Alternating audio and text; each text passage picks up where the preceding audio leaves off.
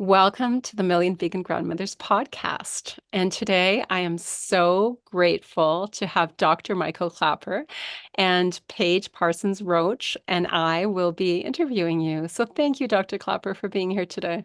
Oh, it's a joy and an honor to be with you. Absolutely. Oh, well, Dr. Klaper I met him originally at True North Wellness Center, and he was doing a lot of teaching at that time. And I hear that you have moved on since to teaching physicians about nutrition, about plant-based nutrition. Yes, it's beyond necessary. It's embarrassing already that doctors know so little about nutrition.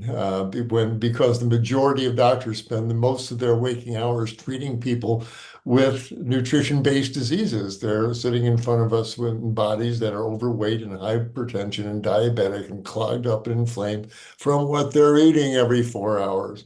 And yet, medical school, we just blow right past the patient's diet. We focused on drugs and surgery when these are basically diseases of food intake. And I think someone needs to tell the medical students that one, these are reversible diseases. No one ever told me that high blood pressure and diabetes are reversible. And second, that a whole food plant-based diet is the key to that reversal. And somebody should tell the medical students this. And the voice on my shoulder said, "How about you, doc?" And so for the past 4 years, I've been going to the nation's medical schools and giving a lecture on what I wish I learned about nutrition in medical school, and telling them the reality of what they're going to be seeing in outpatient clinic, and what they're going to spend their careers treating. And the response has been very positive. They're just thrilled to get this very powerful tool. I mean, I can reverse diabetes. I can reverse high blood pressure. The students are very open to this.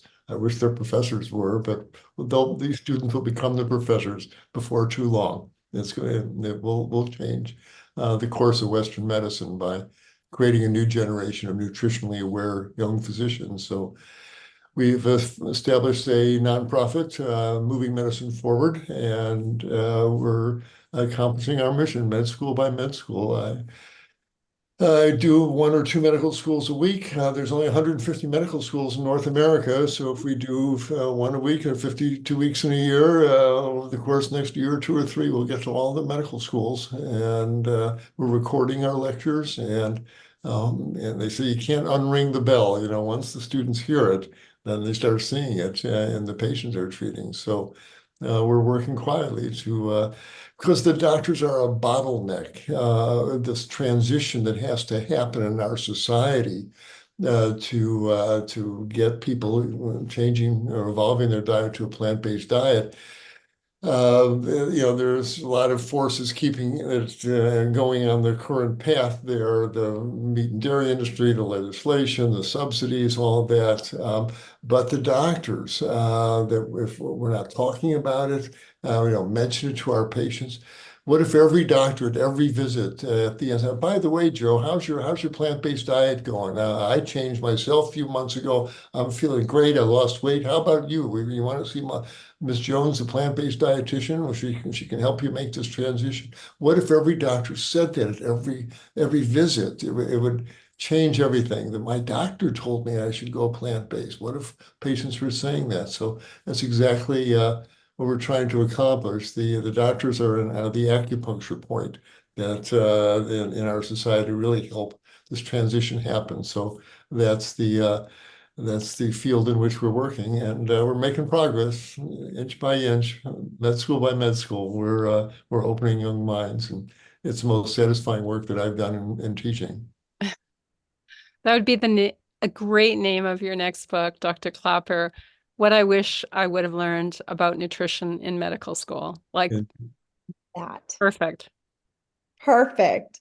right. This is the best news I've heard all day, for real, all month, because this going straight to the source of the education. Yeah. Thank you. Thank you for your work. My gosh. The best thing I can do is Oh, I don't need to deliver another baby. I don't need to suture up another laceration. I need to awaken medical students about what they're seeing and how they can help. And incidentally, it'll also help save the planet. But Occasionally in my lectures, I get to that point as well, because the young people are so concerned about their ecological futures, rightly so.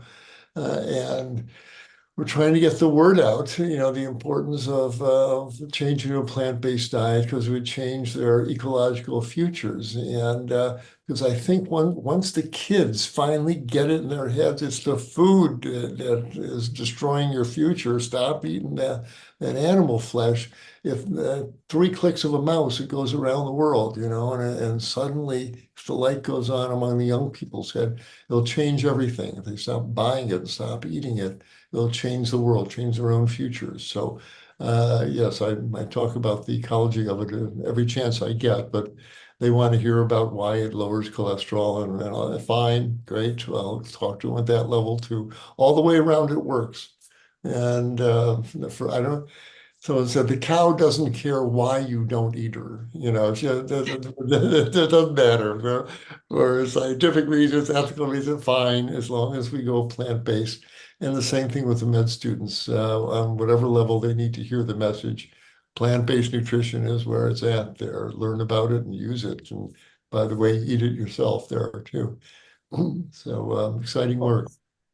Speaking of cows, though, I saw something recently. Tammy and I were speaking about it earlier. What about the raw milk vibe? And I'm going to throw in regenerative agriculture. What are your thoughts on those two pieces? Is that's kind of the buzz now? Oh my. Well, we humans, we Homo sapiens, the word sapient, it means wise, wisdom, Homo sapien, the wise one. Ooh, boy, that's sounding like a misnomer on a lot of levels, especially when it comes to raw cow's milk. First of all, as you're aware, there's nothing in the milk of a cow that our human body really needs. You get all the protein and calcium you need out of rice and beans and greens and fruits and vegetables. There's no nutritional reason to be consuming it. And there's good reasons not to. It is meant for another species. And it's got bovine proteins and bovine hormones in it. And I tell my people in the audience what to do about this. Go in the bathroom, look in the mirror. If you see a guy looking back at you, got a creature with a long snout and big ears and whiskers, and if you're a baby calf, cool. Then enjoy your yogurt. But if you don't see that, we have no more need for the milk of a cow than a milk of a giraffe. Really, would you pour dog milk on your cereal, rat milk on your cereal? Why do we think pouring the milk of a mammal is a good idea? It's quite a cultural issue. Most people on planet Earth don't consume dairy products at all. The refrigeration just isn't available to them. They do just fine, thank you. So lots of reasons not to consume any milk. But then comes the raw milk. Oh, it's fresh from the cow from nature. Yeah, but this is not clean material here. We now know that the dairy products contain a lot of contaminants. You consume everything that the cow ate. If the field they're grazing in had ever had Roundup or some pesticide sprayed on it, that winds up in the milk. Um, the cows in the dairy are now pregnant. That didn't used to be that way. When I was a kid on my uncle's farm in Wisconsin in the 50s, the cow would become fertile. We'd lock her up in the stanchion, call the guy from Badger Breeders. He'd come out and ram a tube of bull semen into her uterus. No cow like that maneuver. And she'd get pregnant and she would stop giving milk. If she had been lactating, she'd stop giving milk. And there's a reason pregnant mammals don't give milk. There's a good biological reason for that. And my uncle had to take out his little notebook and make a note, bossy number 16, won't give milk till she has her calf in the spring. That's just the way it was. We just milk 49 cows. Today's modern dairy operations, they're milking 1,000, 1,500 cows twice a day, and they can't have their best milkers go offline for 9 months while they're carrying a calf. So they've genetically modified the cows. The American dairy herd has been genetically modified. And so now the cow will give milk, even though she's pregnant with her next calf, they're still sucking milk off this large pregnant bovine. Well, all pregnant mammals and women included, when they're pregnant, their body is full of estrogens. that makes your breast grow, makes your uterus grow, but it gets into the milk, and the milk is all full of estrogens, which is why in Mother Nature's world, if a mother fox or a mother mink has just had a litter of kits and she's nursing them, that's fine. But if she gets pregnant, her milk's full of estrogen. Half her kits are male. She doesn't want to feed estrogen-laden milk to the male kits there. So they dry up. Weaning time has come. They stop lactating. That's the way it's supposed to work. But we just have blown through that for the sake of money. And now the milk is coming out has estrone, estradiol, estriol, pregnanediol, progesterone. These are official mammalian estrogens. They are not the puny little soy estrogen, phytoestrogen. These are official mammalian estrogens. And they contribute to breast lumps in women and prostate cancer in men. So whether the milk is raw or pasteurized, that's now in the milk. Plus, the cows, they get udder infections. So there's bacteria in the milk. There is white blood cells, red blood cells into the milk. That's all in most dairy milks now, raw or not. But now not only is there bacteria there, we are now finding there are viruses in the cow's milk. And all sorts of viruses, including the bird flu virus, is now in raw cow's milk. And because they're not pasteurizing it, these people are now consuming bird flu virus. How is bird flu virus winding up in the cow's milk? Because they're mixing chicken manure in with the dairy feed. They're feeding the cows chicken manure full of viruses. Of course, it winds up in the milk. This is how bizarre. And they think, oh, raw milk, this is beautiful, natural. Oh boy, what are you really drinking, people? This mixture of bovine proteins and hormones and blood cells and viruses. And it's marketing, just pure marketing. Oh, it's white, it's pure, fresh from nature. Well, they're kidding themselves. And I'm afraid they may be putting themselves at risk for everything from type 1 diabetes to viral infections. Um, it's a strange practice, and we will watch it blow through there. It's just going to be a matter of time before you're watching the newspaper headlines that 3 people hospitalized with viral infections from the raw milk, or various health problems come up. And I'll say, my left eyebrow won't go up this much. Yeah, right. Yep. We expected that. So again, another one of these marketing ploys that are duping unaware people. But we should get the word out and don't drink the milk of a cow or a moose either. Thank you. Dr. Klaper, when I went to True North for a while, and you were speaking about teaching physicians, and I remember going to my GI doctor, a specialist. She's not only a physician, but a specialist. So I don't know, 3 to 5 more years education after becoming a medical doctor. And she said, there's no evidence that what you eat affects your bowels, when I was really sick with Crohn's. And I'm like, how could that be? It just didn't make any sense. And so, of course, it's always more than just nutrition. There was a level of healing, some emotional childhood residue, which, I don't ever want to take out of the equation. But years later, I went back to see her to actually give her a book I wrote called Earth Gut, The Story of Peace, Love, and Microbes, about my journey through Crohn's and colitis. And she said, Tami, the truth of the matter is we don't learn anything about nutrition. And I don't think my patients would be as motivated as you to change their diet. And I said, don't you think, though, that you are the spokesperson? And she said, well, then just bring me some books, because I really don't know anything about nutrition. And I think that's really intriguing. So thank you for coming forth and letting physicians know that, that one course that maybe they opted out of taking in nutrition, that it's really important. And What so it sounds what like you're getting really good feedback from the future physicians that you're giving courses. And so you said that you go, you're doing one different medical school a week. Mhm. And do you go back if they ask, or how does that Oh, work? absolutely, because the medical students change after a year or two. It's a whole different set of young people there. Absolutely, I was just at Harvard for my second time, and Nova Southeast in Davie, Florida, for the third time I lectured there. Um, and the story you say you related about your gastroenterologist is just so illustrative on so many levels. I mean, that's the whole nut of it, if you will. That because that's what I would run into, and I still do now. My cousin's a gastroenterologist, and I've talked to him. Charlie, do you think what your patients are eating has anything to do with this parade of people with Crohn's and colitis that you deal with all the? Never been any studies that show that food makes any difference.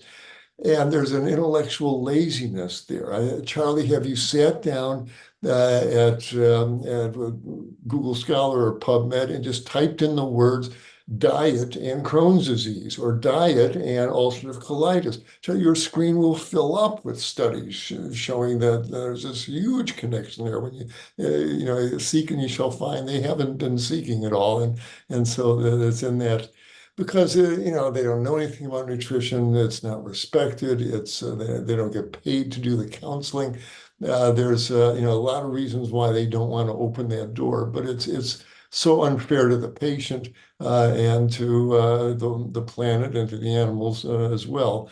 But to deny the patient, because as you're probably aware, it is the food, of course, and if you're eating a bunch of meat and dairy and oil and sugars and processed foods, you're going to spawn bacteria down in your gut, like Bacteroidetes and others that put out very pro-inflammatory substances, endotoxin, etc., that makes the gut leaky, and the gut and the bacteria invade into the wall of the gut and set off an inflammatory reaction. It's the food. Absolutely, it's the food, doctor. And when you look at the protocols for remission, and you certainly can find it. And I really recommend the wonderful book now called Fiber Fueled by Dr. Will Bulsiewicz. He's a gastroenterologist, plant-based, who really goes into this. And you get them on a whole food plant-based diet, and as True North, we do blended squash, etc., very gentle foods, and the symptoms start healing. And I had a plaque on my office that says, it's the food. It's been the food all along, and that's the truth of it with colitis and so many other conditions.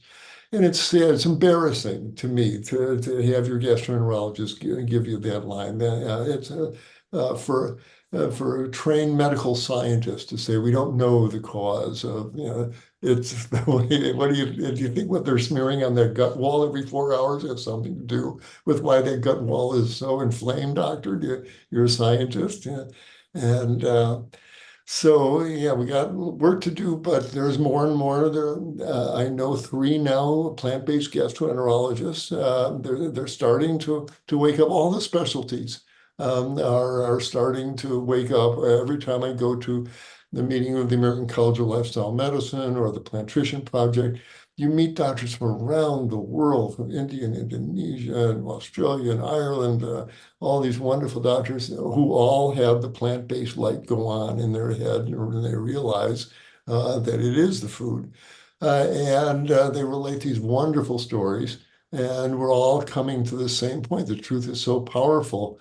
They say you can't keep a hat pin in a cloth bag for very long. The point, comes out. And that's what's happening with the truth of nutrition in general, but plant-based nutrition in particular.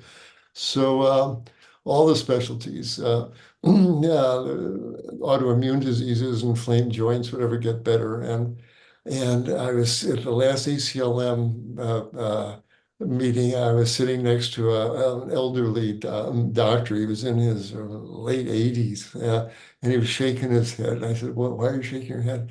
He says, "I practiced rheumatology for almost 60 years, and I just gave my patients prednisone and aspirin trying to dance that. I wish I had known this. I would have changed the course of my whole medical career." Had tears coming down to all the people he could have helped, and never once asked them about what they're eating. And of course, that's the key to those diseases as well.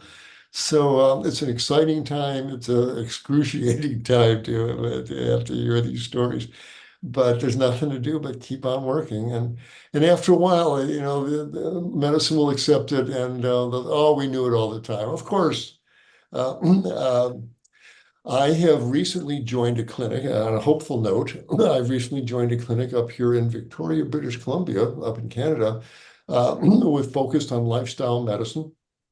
And and they are aware of the power of plant-based nutrition, and everybody who comes into the clinic there is seen by the clinic doctor, and the next stop is the plant-based dietitian. And everybody sees the dietitian, they lay out a diet plan, and the patient is seen for follow-up by both the doctor and the dietitian. And the government pays for it in the States. Who's going to pay the dietitian? The Canadian government is going broke trying to keep up with all the medical costs. They are very interested in reversing disease. And so it's so exciting to start working in the clinic where, again, it's not an issue. The plant-based dietitian is part of the primary care treatment team, and we're getting wonderful results. We assign them a plant-based dietitian, and if necessary, she then assigns a health coach that the person can call who will check in with them. It's how medicine should be practiced in the 21st century. And so it's exciting. And what I'm going to be doing is gathering up all these success stories and coming back to the States and make presentations at the American College of Cardiology, the American Medical Association, saying, this is what happens when you put a plant-based dietitian on the primary care treatment team. Your patients get healthier. You want to heal these patients or don't you? You want to heal them, then get real about why they're sitting in front of you, doctor, overweight, hypertensive, diabetic, clogged up and inflamed from what they're eating. And it's these reversible diseases. You get these people back to health and you'll save a lot of money and in the medical care system. So we're right on the edge of some major changes happening. And the forces are really in our favor because there's a lot of money to be saved and to be made by keeping people healthy. We just need to change the way the bean counters are counting the beans there. That it's not a matter of doing procedures to people. It's counseling them on what they're eating to keep them healthy. That's where the money should be going. And then that's what's happening here. And that's what we're going to bring back to the States as well. So exciting time to be doing this work. I just saw that you recently signed the plant-based treaty. Thank you. Indeed. And also in my research, I see that you worked with NASA on some future food. I wanted to just say that's a unique fact here. And I wanted to see if you want to speak a little bit more about that, because here we're talking about the future of food, changing systems, and so forth. Back to you. Well, I became vegan in 1981, or 43 years ago, I guess. And I'm a physician practicing medicine, but I'm seeing people get healthy. And I started getting people saying, well, where do I start, doc? What can I do? And I made up some handouts for them and started to eat healthy. I added handouts and handouts, and it turned into a little book. And so I published this little book back in 1985, Vegan Nutrition, Pure and Simple. And it was just a starter book. Here's how you do this. And didn't think much more about it. It worked in my practice, and that was all I was concerned about. Well, back in 1985, NASA, National Aeronautics Space Administration, is busy planning, they still are, to put space colonists on the moon and on Mars for long-term colonization. Well, it comes down to what are you going to feed these people? Well, just the physics and the economics of space flight is back then and even now to put 1 pound of anything into low Earth orbit costs $16,000 a pound for anything, no matter what the stuff is. Well, if you do the math, at $16 a pound, you're not going to be rocketing 800-pound dairy cows up to the moon with 80-pound bales of hay to feed them. There's very expensive yogurt. And so they realized, much to their horror, that their space colonists are going to have to be vegan. and they had no idea what to feed a vegan, astronaut, a vegan, anything. Is it even possible to run a human being on plant-based foods that they can grow? Well, as luck would have it, somehow my little vegan nutrition book found its way to one of the NASA engineers at the Johnson Space Center down in Houston. His daughter or somebody gave it to him. And so I get a call from the Johnson Space Center saying, Dr. Klaper, I'm thumbing through your book. It looks like you know something about feeding human beings on plant-based diets. Can we fly you down here and would you work with us and get us started? Let's do the math, see how many calories you need, what we really need to do. Well, when your country calls, you're not going to say, no, I'm too busy. And so I cleared my calendar and I found myself on a plane to Houston. And they met me at the airport. Lovely people, excellent hosts, very appreciative that I came there. And for 2 solid weeks, we sat down and we worked with their soil scientists and their engineers and their dietitians and their space, actually how much space they have in the capsule and the engineers to do the mechanics of it. We're looking for the most calorie dense, nutrient dense foods, of course. And it came down to, starchy vegetables and microgreens that you could sprout and as many, try to get the yellow vegetables in, both carrots or sweet potatoes, etc. And uh, and after 2 weeks, they shook my hand. Okay, Doc, we got it. We understand, what's involved here. We'll take it from here. And wonderful. I was glad to help and give them that reassurance they needed. And so I went home. I stayed in touch with them. We corresponded every couple of weeks for quite a number of months. And so now I hear they're growing greens up on the International Space Station. Every time it goes over, I wave to them and think about their orbital garden there. And and then I saw this movie with Matt Damon, The Martian, and he was marooned on Mars and he had to eat, so he wound up growing potatoes with their own human manure there. And when I walked out of the movie, I said, "You're welcome, Matt." And I don't know if I had anything to do with it, but it was a satisfying chapter, and I'm glad could contribute in some small way there. So that's my involvement with NASA's story. Yeah, but they're all out there being vegan. They fly. I don't know what they may fly them some non-vegan material in the as they restock the cabinet of the space station up there for turkey dinners for Thanksgiving or whatever. But the majority of what they're eating is plant-based foods, and they're growing more and more themselves. They have to, of course. And so another validation from the universe that we're plant-eating hominids. Eat plants, grow them yourself. It's important to eat plants on every planet, right? So, and Yeah. microgreens are so nutrient rich Yeah. and loaded and very light. So, and I was thinking about what you were saying, Dr. Clapper, about working in Victoria. I'm actually in Canada, and I have connected over the last couple years with Brenda Davis, who was one of the leading dietitians, and she was really the trailblazer for dietitians in Canada, and I think um, a really big promoter to change our Canada Food Guide, which dairy is no longer a food group in our Canadian Food Guide, and it's pretty much honoring, there's that little section for the protein that still has a little bit of egg and meat, but that lots of legumes in there.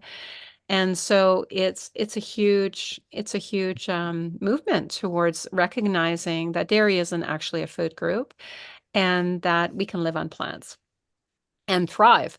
And so thank you for being part of this integrative university and teaching facility in Victoria and being able to collect the data that you need there to say, hey, this is because it's being collected all over the place. I mean, I seen it when I went to Hippocrates Health Institute, and I was a long distance runner, and I used to go run in the forest for up to 20 kilometers. And I remember you're a runner. I remember seeing you, teach a lecture, and then you'd be off running in the areas that I would sometimes go walking when I was at True North.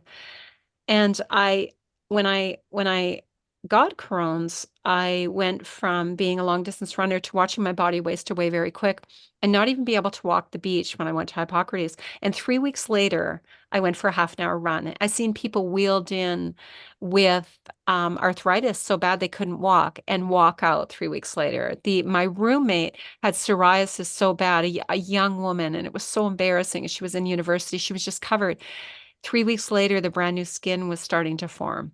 And so, but a lot of the stuff is not put down as peer review, and so it sounds like that's what you're doing at the University of Victoria. Or is it the University of Victoria or this integrative uh, center? It's a private clinic. It's called Aroga Lifestyle Medicine. And aroga is a Sanskrit word. Roga is an injury, is an illness, is an imperfection. So aroga is without imperfection, spotless good health. So aroga Lifestyle Medicine. And they have websites. They're opening up clinics in Vancouver and Calgary, Brampton, Ontario. They want to have them all across the country. And they wanted to go to the doctors. I said, where do you get your patients? And they said, oh, we're on good terms with the Victoria health practitioners. That the cardiologists send us their patients, the gastroenterologists send us their patients, the rheumatologists send us, because we deal with those chronic patients that the doctor hates to see come through the door because they don't have anything to offer them, they think. But we do, where we can get these people healthy. And so we have more patients than we know what to do with it at Aroga. But we wanted to make it a model for everybody should be practicing like this. There's no monopoly here.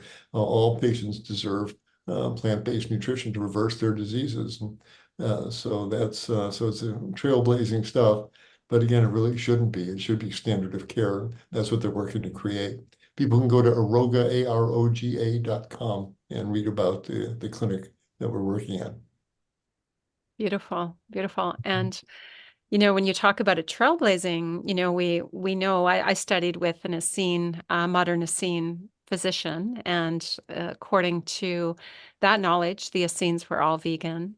According to Christspiracy, the new documentary, if people Right. haven't watched it, there's a lot of evidence that Jesus was vegan and that James was potentially vegan. So Hippocrates was probably vegan, the modern medicine doctor, right? Do we hear about that? No, very ancient medicine is actually what they're calling modern knowledge. So thank you so much, Dr. Klaper, for bringing that to the forefront, ancient knowledge brought back as trailblazing understanding. Do you have any final thoughts or words you would like to share with us? Well, a message of hope. This is no time for despair. We don't have time for despair. I'm, as are you. We're working for the kids, for the animals, for the planet, for the future at this point. And every meal matters. People watch the example that we set. Everybody can do something, if only just to set a loving example for what a plant-based diet can do. But to get the word out in every way that you can, give potlucks, hang up flyers, get on a Facebook page, join your kindred spirits, your other grandmothers, wake them up. They are such a powerful force that it's hard to ignore wise women who are on a mission. And so the example that you folks are setting are so important. And if we keep working together and hold this truth and in the favor of life, we have in time to end the suffering and the blood and the pain and the short-sightedness, the slavery we have to this taste in our tongues. And we like that the flavor of that steak in the mouth, but it's killing us. And to make that transition in your life and your example and your teaching, this is how we change a society. So every meal counts. Every loving exchange with the lady at this, the checkout person at the supermarket, that you have opportunities on a daily basis to set a good example and speak the truth. And the more people who do this, the better chance we have of creating a livable future for us all. So thank you for your work. Hmm. Thank you very Thank much. you so much. You Paige, Yeah. Dr. Klaper. We'll be talking again soon. I Thank hope you. so. Thank you.